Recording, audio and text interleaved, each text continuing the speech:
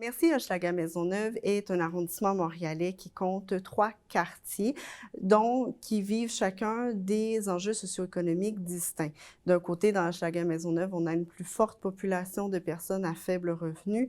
Dans Mercier-Ouest, c'est 40% des aînés qui vivent seuls et finalement, dans Mercier-Est, c'est 41% des familles qui sont en situation de monoparentalité. Des enjeux marquants qui viennent affecter, qui viennent être accentués par la pandémie qui a frappé fort dans ce quartier, alors que 8,4% de sa population a été atteint par le virus, ce qui en fait le deuxième arrondissement montréalais le plus touché par la pandémie.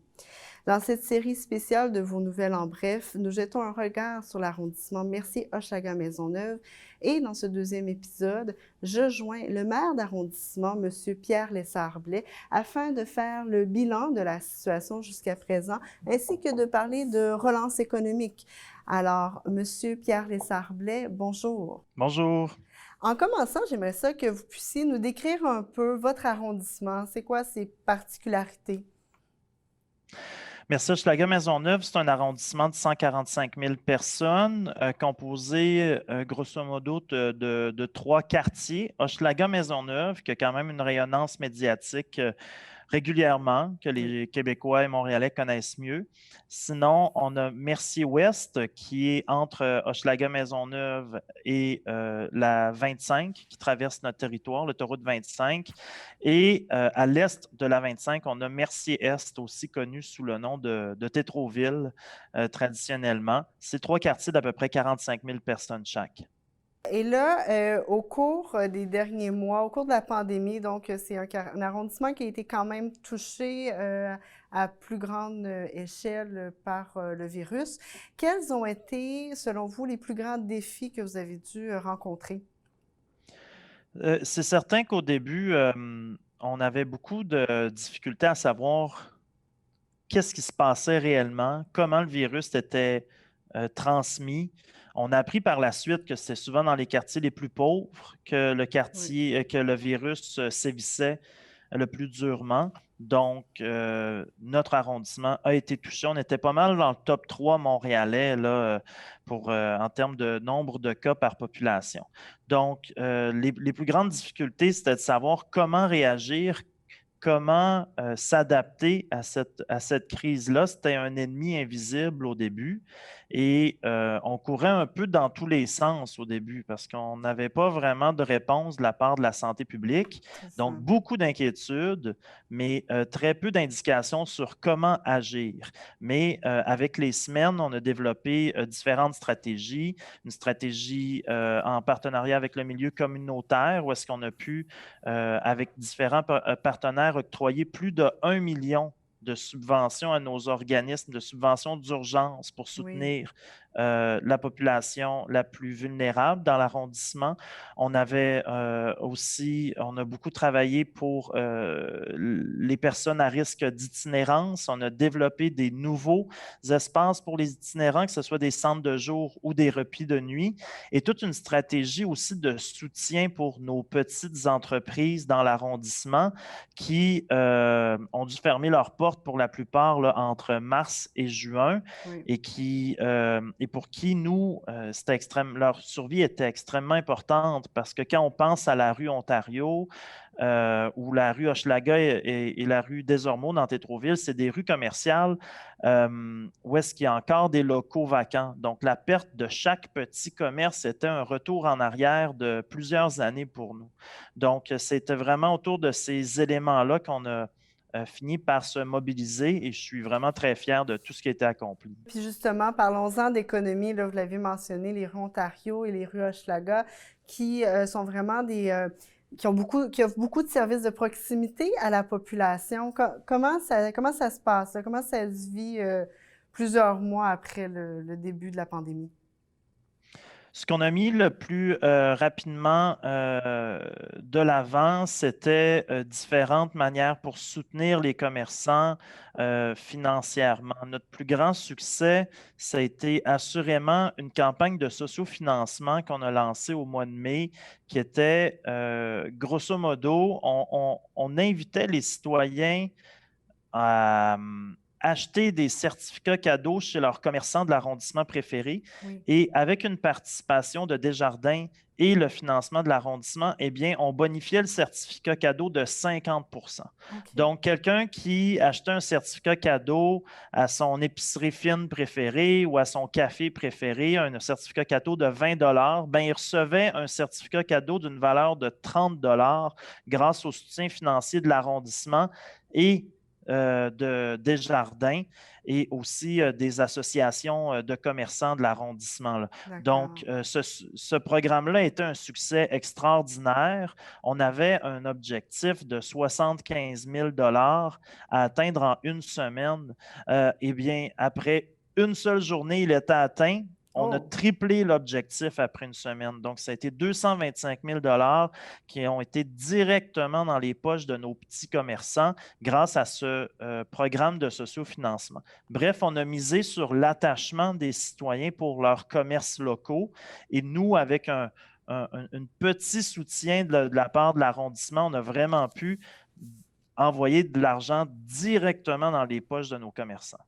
Et aussi dans l'arrondissement, il y a quand même une certaine proportion d'aînés qui sont présents et également des aînés qui vivent seuls. C'est près de la moitié, en fait, des aînés qui vivent seuls. Bon, on le sait, ça n'a pas été facile dans le confinement et même encore aujourd'hui, plusieurs peuvent se retrouver dans des situations isolées. Vous, là, comment voyez-vous ça, en fait, dans la communauté? Est-ce que vous voyez beaucoup de gens qui vivent une détresse face à l'isolement auprès des aînés? C'était la grande, grande difficulté de cette crise-là, c'est qu'on ne pouvait pas aller sur le terrain. On ne C'est pouvait ça. pas aller cogner porte à porte euh, dans les résidences de personnes âgées, dans nos HLM avec des personnes vulnérables. On ne pouvait juste pas y aller. C'était la santé publique nous l'interdisait.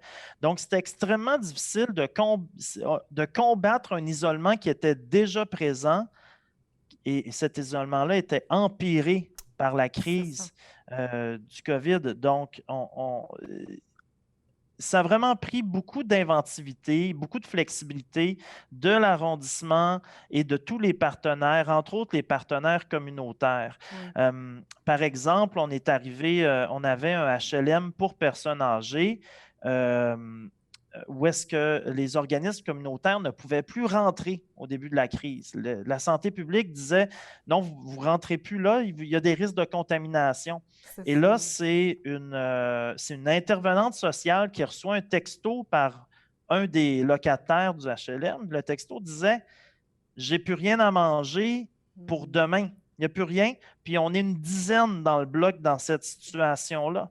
Parce que l'aide alimentaire avec nos partenaires du communautaire avait complètement arrêté. Donc, il a Oui. vraiment fallu développer une procédure sécuritaire pour relancer la distribution alimentaire pour les gens les plus vulnérables. Et il s'est développé des initiatives extraordinaires, là. Par exemple, il s'est développé un groupe d'une cinquantaine de cyclistes qui, à chaque Oui. semaine, faisaient des centaines de livraisons de repas à vélo gratuitement pour justement venir combler le besoin.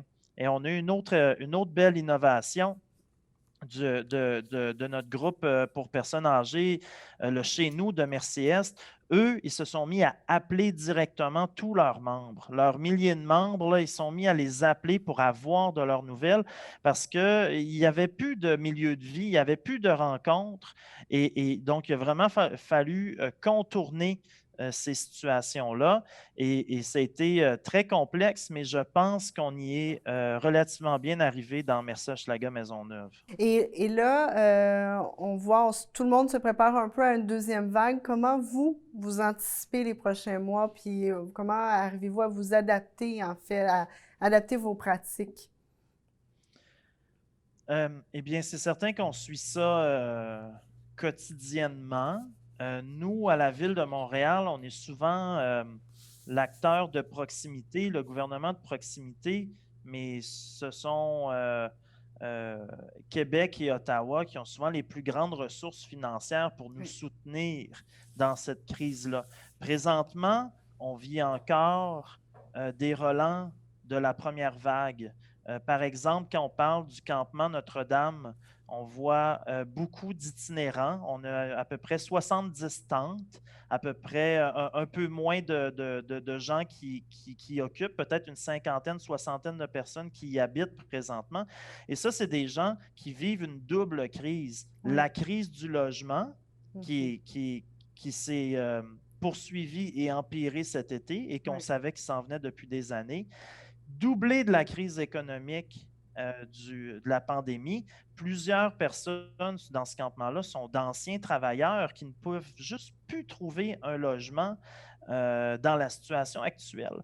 Donc, nous, on vit encore avec des enjeux de la première vague. C'est ça. Et c'est pour ça qu'on interpelle régulièrement Québec et Ottawa pour qu'ils investissent dans les programmes de logements sociaux parce que présentement, à Montréal, les coffres sont vides pour construire davantage de logements sociaux. Donc, une fois qu'on va pas. Donc, à cela s'ajoute la deuxième couche la couche de la deuxième vague de COVID, ce qui est extrêmement préoccupant. On sent que les gens sont bien sensibilisés, Oui. mais il y a certainement, on le sent dans les communications avec les citoyens, une frustration, une fragilité. On Mhm. a eu des cas cet été de violence conjugale, de Oui. violence envers les enfants aussi. Et notre grande inquiétude, c'est cette fatigue-là, la résilience dont on a fait preuve les premiers mois de la crise. Est-ce qu'elle va être encore là si la deuxième vague est aussi importante?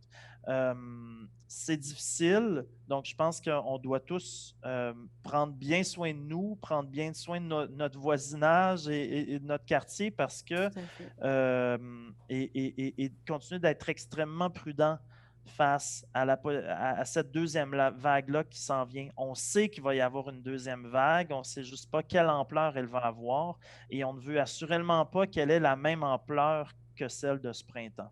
Non, exactement. Et puis, bon, c'est plusieurs défis qui s'en viennent devant nous. Puis, on peut peut-être souligner justement que si les gens ont besoin de ressources, ils peuvent toujours communiquer au 211 pour avoir l'aide dont ils ont besoin et être dirigés, en fait, vers les bonnes ressources.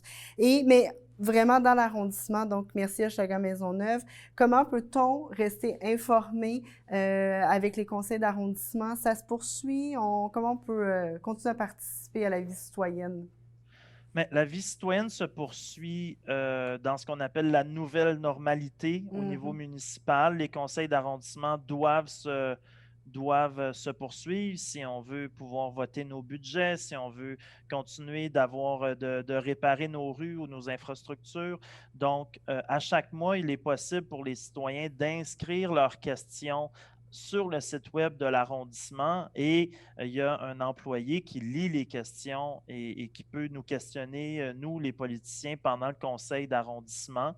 La web diffusion est efficace. Tous les documents sont en ligne. C'est assurément une expérience moins agréable et Oui, moins, et moins efficace, là, je pense, dans le contact des citoyens. Le contact des citoyens est définitivement moins constructif en ligne qu'en personne, tout à fait. mais entre cesser tous les contacts avec les citoyens, puis avoir des contacts virtuels, on préfère avoir un minimum de contacts avec l'aide des nouvelles technologies. Mais sinon, on doit continuer de suivre principalement les consignes de la santé publique. On doit continuer d'être fort dans cette situation parce que le virus est toujours bien présent. Puis on le voit à travers le Québec, des régions qui n'avaient jamais été trop inquiétées par ce virus-là. Présentement, ils goûtent pas mal plus que ce printemps.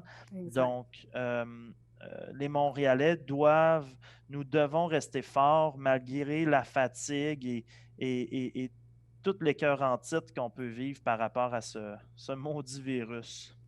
Tout à fait. Alors, Pierre Lessard-Blais, maire de l'arrondissement, merci Hochelaga-Maisonneuve. Merci d'avoir pris le temps de discuter avec nous, de nous parler un peu comment ça se passait, des diverses manières de s'informer. Et justement, pour s'informer, on peut toujours visiter le montréal.ca/MHM pour Merci Hochelaga-Maisonneuve. Merci beaucoup. On lâche pas. Et moi, je vous invite, si vous voulez en apprendre davantage sur Mercier Hochelaga Maisonneuve, à vous rendre sur tcftv.ca afin de voir nos autres épisodes sur cet arrondissement. On y parle, entre autres, d'économie locale ainsi que des différents défis socio-économiques du quartier. Également, suivez-nous sur Facebook, Instagram et Twitter afin de ne pas manquer les prochains épisodes sur d'autres arrondissements montréalais. À très bientôt!